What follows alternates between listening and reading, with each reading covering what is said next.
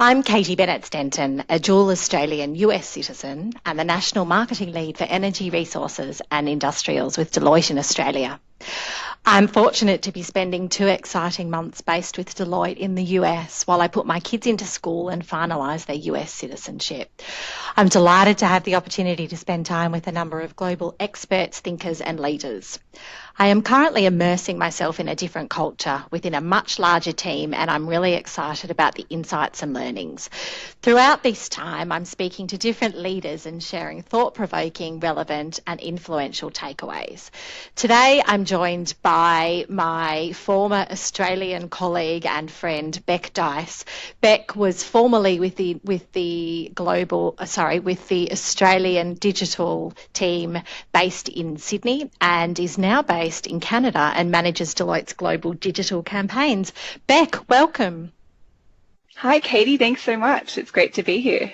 Really good to be speaking to you in the Northern Hemisphere and almost the same time zone. Bec, I'd love it if you could tell our listeners a little bit about your background, please. Of course.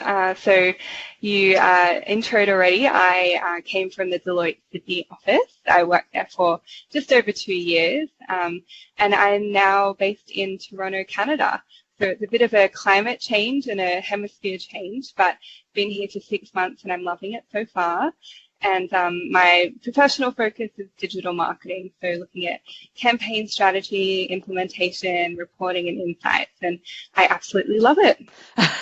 Well, I have to say, in the interest of full disclosure and being a good collaborator, I've worked with Bec on a number of campaigns when she was Australian-based. She's also been incredibly generous with her time in helping me on a few of my personal pursuits and certainly helping me be a little bit more impactful with this podcast series. So, Bec, I'm particularly pleased to be speaking to you today.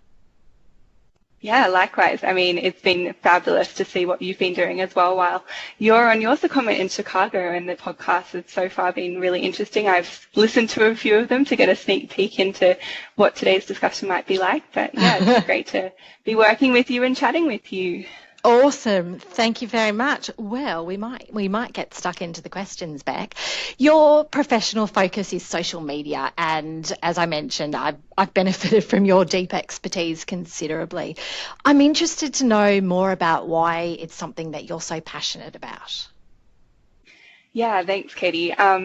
Social media to me is kind of the backbone for digital campaigns. I think social media really ties together the success of, a brand campaign or even, government campaigns. I think social media provides a place where you can be really personal with your audience. That I think brands and companies have a huge opportunity to, be relatable and be able to have a conversation with who they would like to talk to and who their audience is.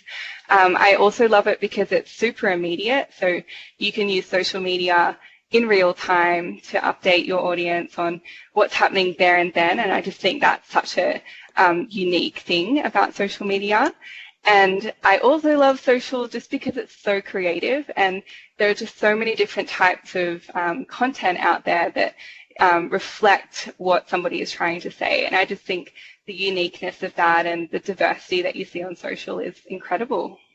It is, and I think, different channels, everywhere you look, you can see different takes and new and interesting ways that people are really quickly evolving the way they use it. Absolutely. I'm interested, do you notice many differences between the way that digital and social work in Australia versus Canada?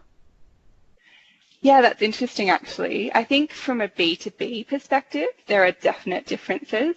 I think Canada is still very professional in their social media outreach. They're still, I guess, quite professional in their language. The imagery that they use is still quite, I guess, branded and designed for corporate audiences, whereas I think Australia has learned to have a bit more fun. I think it plays into our personalities a little more. So the language is a bit more casual. The imagery is usually of people. So I do think there are some differences there. So the Canadians might shift that in the future. Be interesting to see what happens there. Well, if you're there having some influence on that front too, that'd be really interesting topic for a blog or to explore further. I mean, I remember earlier, sort of, I guess 6 or 7 years ago, when I first started live tweeting for the firm I was working with at the time, I was really nervous about in that immediacy being the voice of the organisation and the kind of tone that was appropriate. I mean, as I have evolved and done a whole lot more of it, I'm now much more comfortable, but I can remember feeling decidedly nervous on that front. Yeah, absolutely. I mean, there is definitely that level of, what if something goes wrong? But at the end of the day, I think social media is an authentic channel. So, Yeah. Consumers are okay if you do make mistakes. And there's been great examples of brands that have made mistakes and, put apologies out there, and people, can relate to that. So I think it's also an opportunity as well.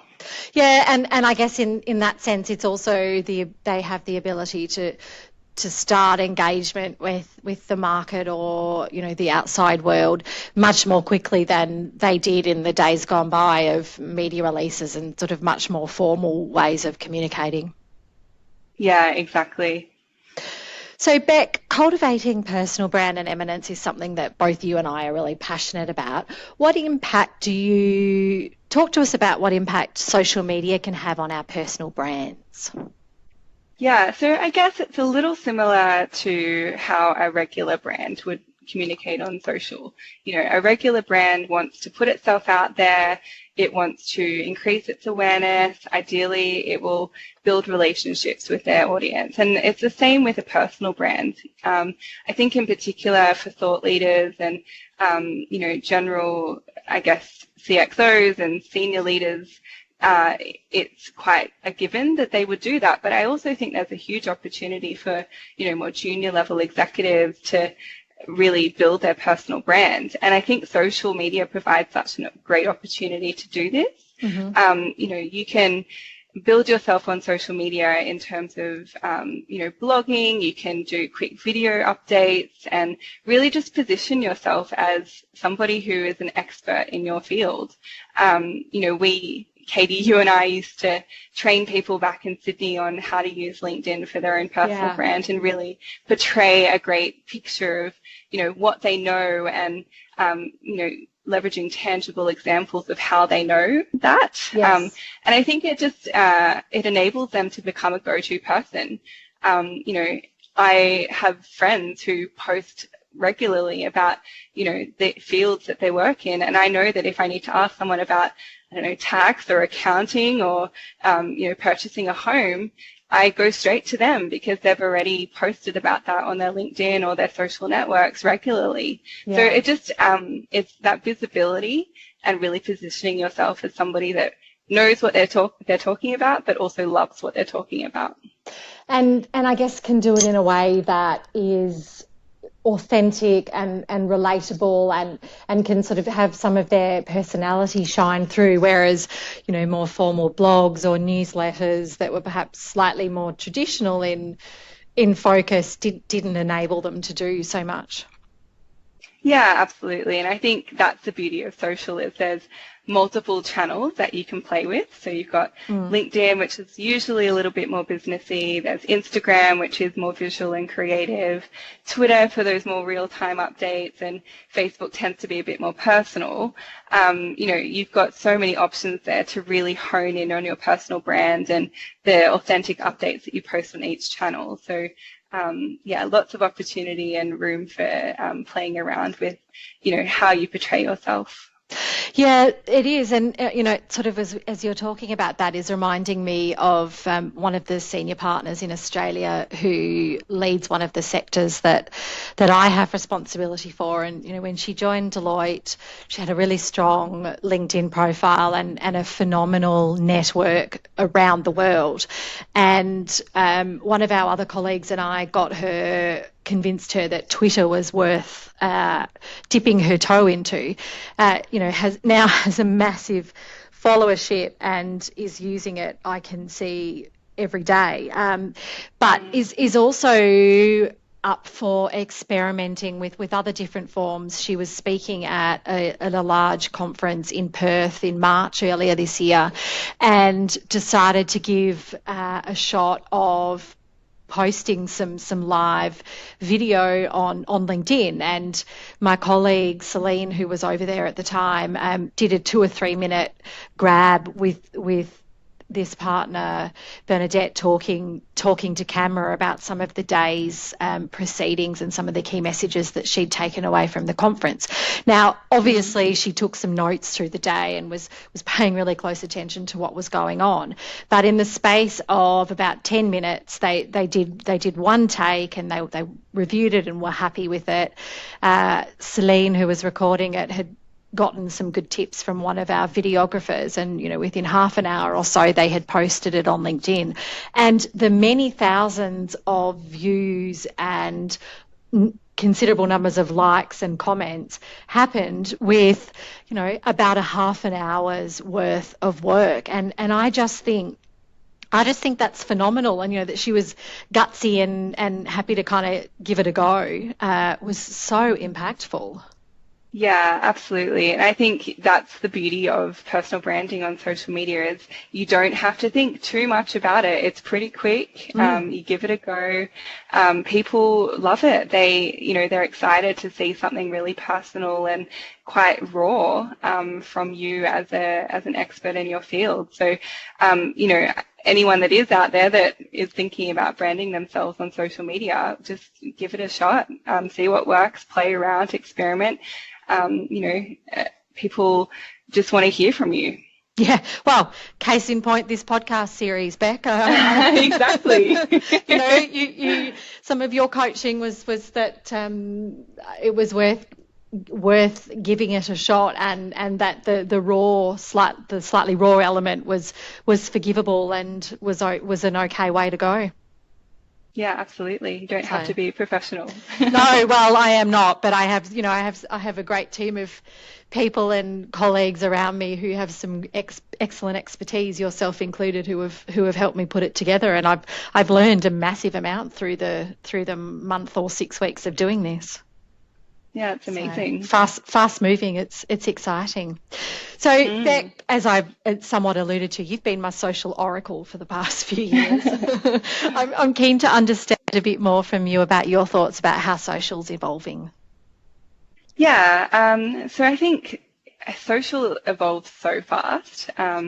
But we've seen some really interesting trends lately. In particular, I've noticed a lot is going on social media in terms of transparency. So there's been multiple, articles in the news and conversations happening around the fake news trend. Yeah.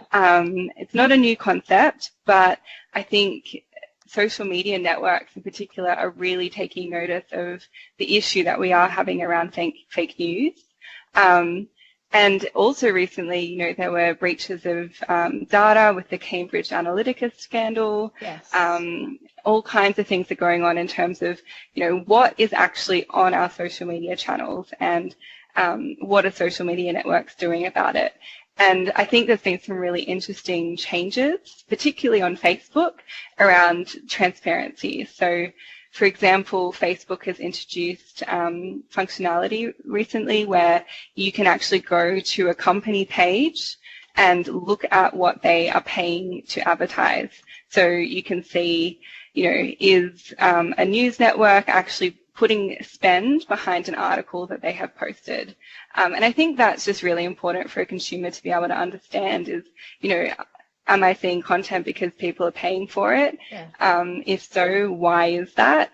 I also think the other interesting thing that has changed is the algorithms on news feeds for social channels. Mm-hmm. So we're seeing Facebook in particular, they are pushing content that is coming from people and less so from brands. And I think this is in response to, this fake news thing as well, where brands are just pushing out consistent content or potential news articles that people aren't really responding to or wanting to see. And so Facebook has been adjusting their newsfeed algorithm just to change what you see every day when you log into your Facebook account. So I think that's all really interesting. Mm-hmm. Something. Go ahead. Oh, no, I was keen to ask another question about that. I mean, there's been so much in the news around, you know, Mark Zuckerberg being deposed. Well, I can't remember the correct terminology. The Senate inquiry in DC, fronting up and being asked a whole lot of questions. With the changes that you're just talking about, are Facebook taking a fair hit to revenue in terms of these changes around transparency? Well, it's interesting. I think that brands will be a little bit more cautious around what they do advertise, because if a consumer can see that you are advertising a product or an article or a piece of thought leadership to them, they might get a little frustrated by that. Yeah. So I do think that brands will be more hesitant to spend advertising dollars on those social channels. However, at the same time, the algorithm changes, which are organic, mean that brand content isn't as visible on Facebook anymore. And I think that's really going to affect some of the success that companies have traditionally seen through Facebook and driving traffic and leads and sales, because they would have had a lot of that traffic come from organic posts. But because the algorithm has shifted and organic isn't as successful anymore for brands, they're going to be impacted by that. So that kind of flips around this whole advertising spend, because if they do spend money, then they're going to be seen by consumers. So I think there's quite a big decision that brands do have to make around the advertising money that they do spend. How much is too much? Mm-hmm. How much do we want to invest so that we are still seen? And, find that balance between advertising but also not frustrating a consumer.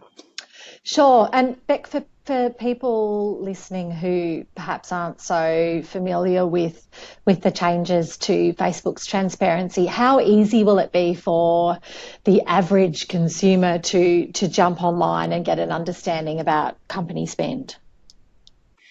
So it's pretty easy right now to actually go and see what company pages are doing. You can just jump onto their page and click an option to say view ads. You won't get visibility into their spend. It's really just around which content they are promoting and to who. So it's pretty simple. Go check it out. I find it really interesting, actually, as a digital marketing nerd. I'm going to go home, jump onto Facebook after we finish this conversation and check it out. I'm intrigued. Yeah, definitely. Now that leads me to another question. How do you stay abreast of all of the changes? I mean, stuff in digital and social is just moving so rapidly. Is it conversations and reading prolifically, or are there other ways that you keep in touch with what's happening? You know what's really funny? I keep abreast of social media changes by reading social media posts. I walked into that one, didn't I? It's funny though, because I think every social media channel is pretty keen to communicate changes to their channels regularly. So, LinkedIn, for example, has a blog where they update, I think, daily on changes that they're making, or, new insights and trends that they can share. Facebook does a similar thing. Twitter is probably more, I read more blogs around Twitter and, what's changing there. And then Instagram are really, really good with their releases. So when there is a new feature, they will notify you in the platform. So, yeah, really, I find mostly it's, reading social media articles and updates. And, there's a couple of blogs that I read regularly as well to stay up to date and get some best practice and everything. Yeah. But, yeah, social media is the place to find it. Well, of course it is. Hey, and tell me, are you a fan of more characters in Twitter, or are you a bit more of a traditionalist, the 140? Traditional all the way. The shorter, the sweeter. Well, that's interesting, because I was thinking, someone who's fast-paced in the world of social might be all about what's evolving, but I agree with you. I prefer short and sweet. Yeah, I mean, Twitter for me is the place where you go and you want to read something really quickly and move on. You don't want to read a longer tweet, because that's not the intention of that platform. Yeah, yep. Do you think they'll change it moving forward, or you're not prepared to make a bet on that? Who knows? Twitter makes all kinds of crazy decisions, so we'll see. Watch this space. So, Bec, we talked a bit at the start about the fact that after a few years working with Deloitte in Australia, you moved to Canada to join the global team.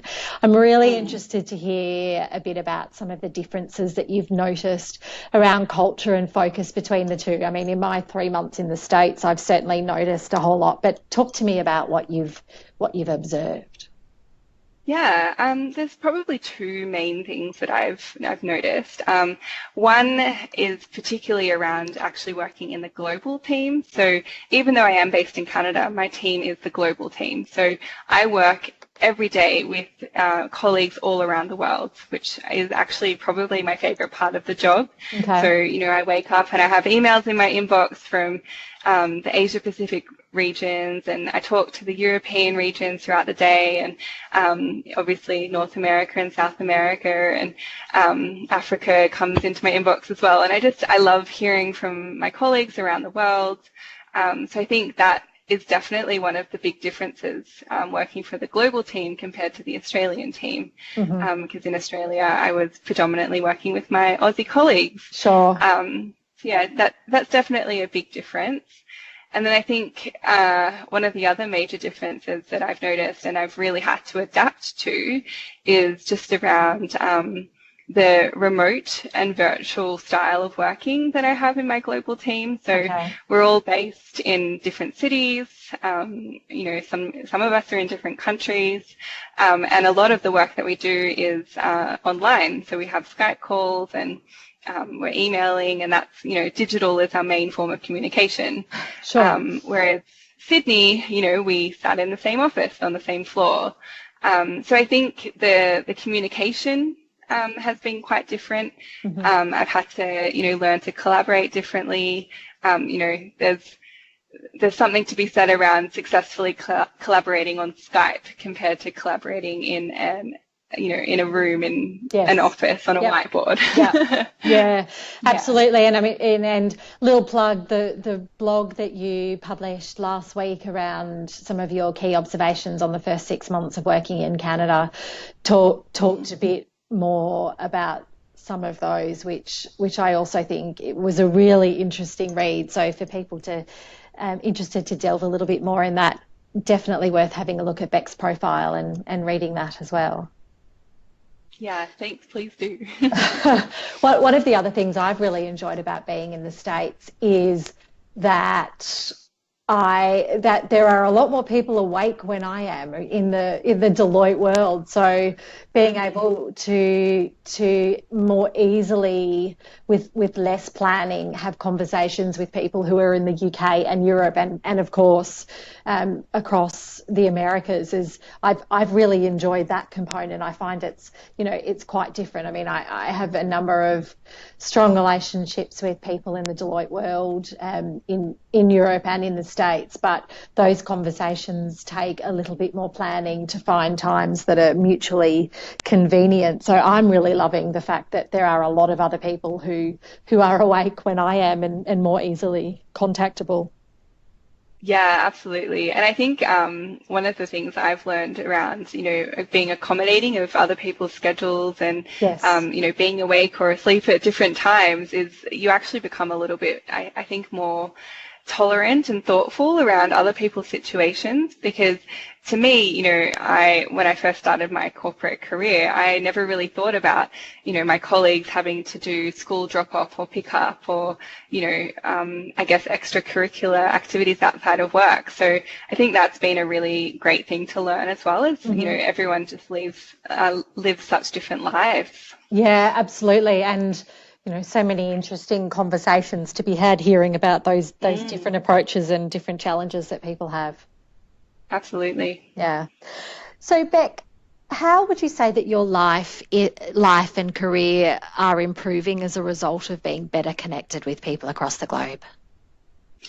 Yeah, so I think one of the things that I have loved professionally is actually speaking to my digital marketing colleagues across the globe and understanding what they do in their own markets differently to what I would have done in Australia or even in the global team, because it is quite different. And I think it's really interesting to acknowledge that, you know, just because one tactic works in one country doesn't mean it's going to work in every country. So I think that's been a huge thing for me professionally, is just learning that, you know, you really need to make sure you research your audience and research, you know, the digital marketing channels that resonate with them best. You know, there's all these social media channels that exist in all different countries around the world that I don't have familiarity with, but my colleagues do. So I think that knowledge share has been really, really exciting. Okay. That's interesting. Is there, I mean, if we look at Australia and Canada, which I guess are the two probably that you have closest familiarity and expertise with, is there a difference in terms of channel preferences in Canada compared to Australia? I wouldn't say there's a huge difference. I think the main thing is that I've noticed in North America, people use Twitter a heck of a lot more than they do in Australia. I do think Australians are more focused on Instagram and kind of more visual content, whereas North Americans and Canadians love to tweet. They will tweet about anything and everything. Yeah. That's definitely a difference that I've noticed.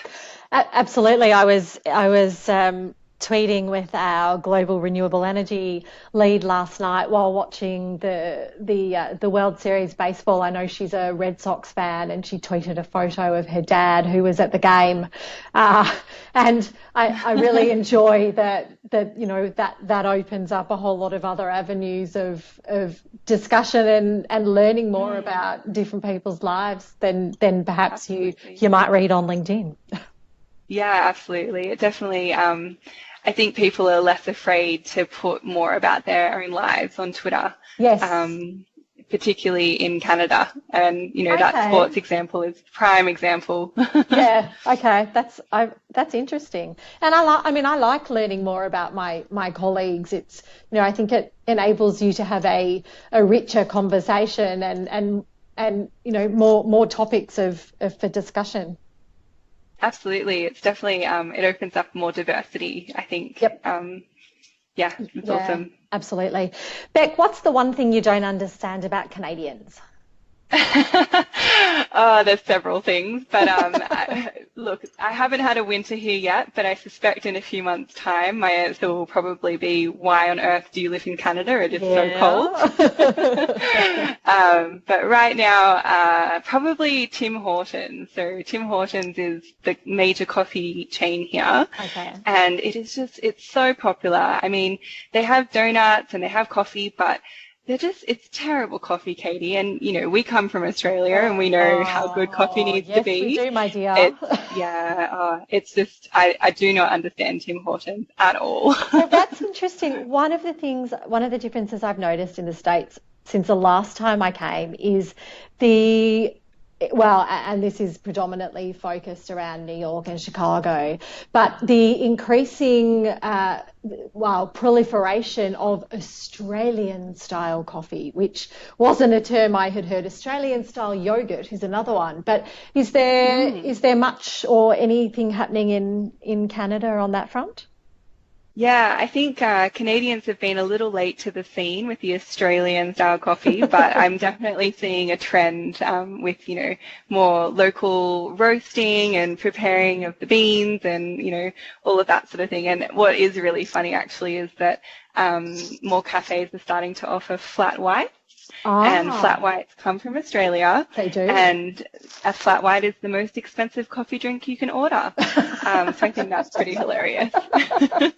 I like it. I met a girlfriend in New York with my kids for 5 days, and we were both Essendon football fans, and we went to Job Watson's cafe. So Bec, you're a New South Welsh woman, and for anybody not in Victoria or not so au fait with Aussie rules football, Jobe Watson was the captain of the Essendon Bombers, who is our favourite team, and the very attractive son of a former captain, Tim Watson, whose number I always sported in hockey when I was at school and university, which is a significant digression. But he has this fabulous little store that's not much bigger than a hole in the wall, but geez, they made good coffee.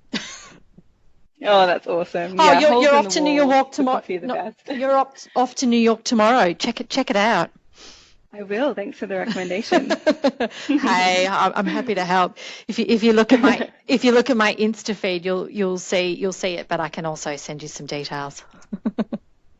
I can get it from Instagram. Yeah, of course you can. Of course you can.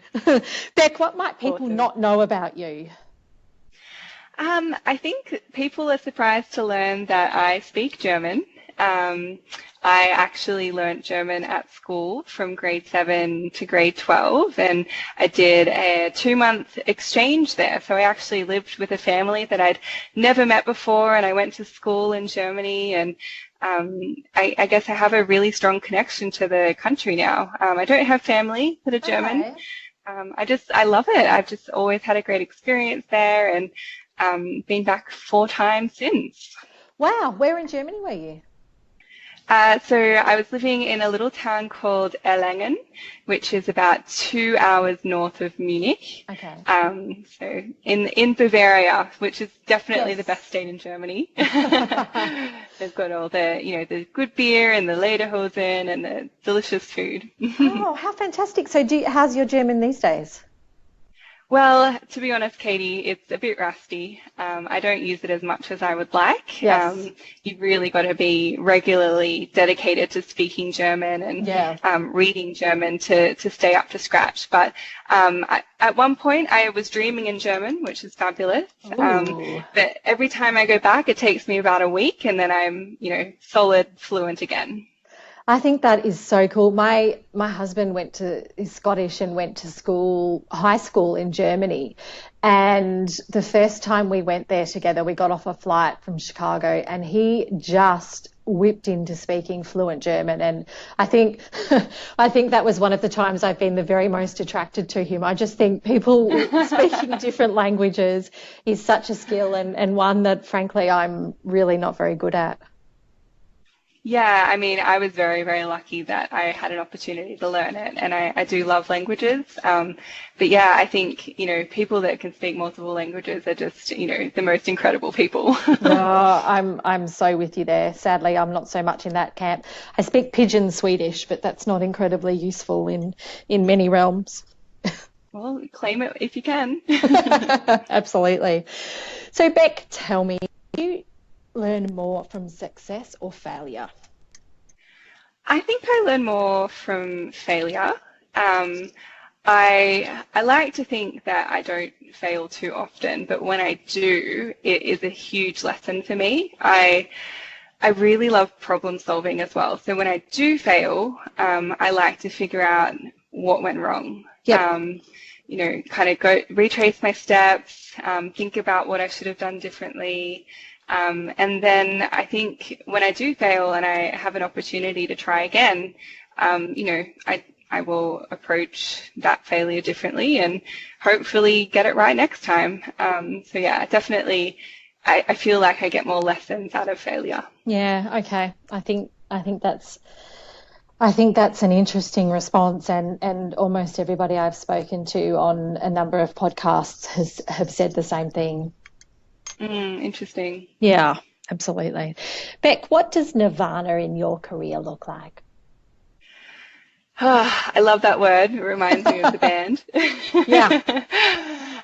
Nirvana in my career. I mean, I love what I do already.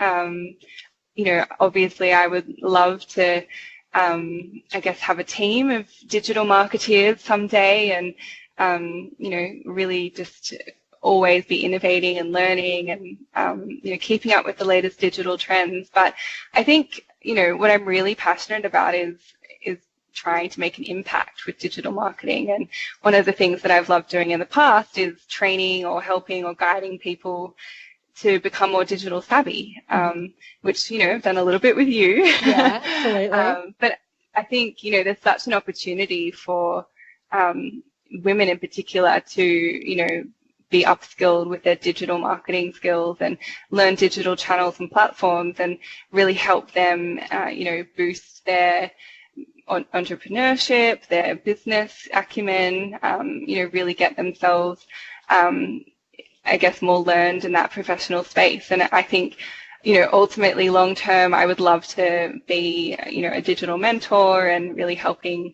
people become more savvy in the digital space.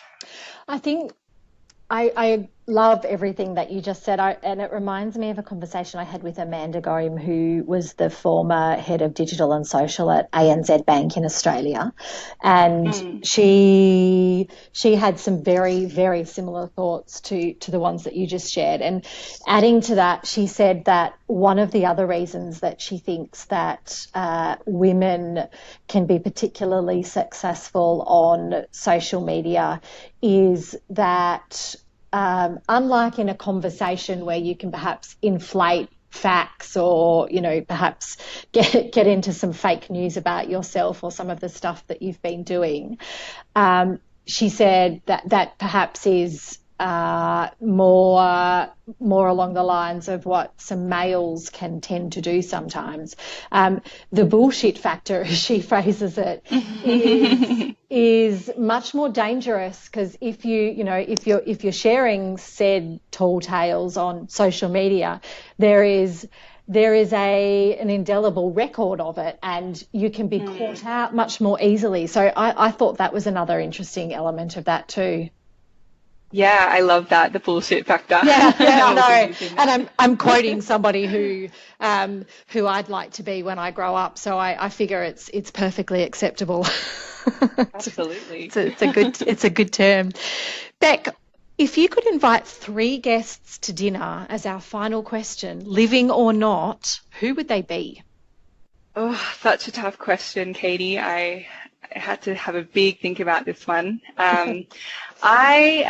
So 2 living, 1 dead. Okay. I think the 2 living would be Emma Watson, Jacinta Ardern, and then dead would be Freddie Mercury. I like it. Bit of a diverse bunch there. Tell us a little bit, give us a little bit of insight as to your diverse bunch. Yeah, I mean, okay, so huge Harry Potter fan right here. So Emma Watson was a natural choice because she played Hermione Granger. Yep. But I have just loved kind of growing up with her. She's only a year or 2 older than I am, and you know, just seeing her develop into a really, really strong female icon. And you know, she's obviously a representative for he for she.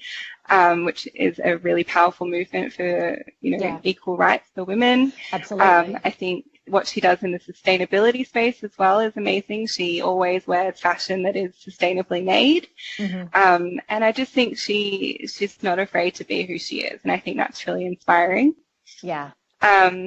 Jacinta Ardern, I have a major girl crush on. Oh, she is the I'm Prime right Minister there of New with Zealand. You. Yeah.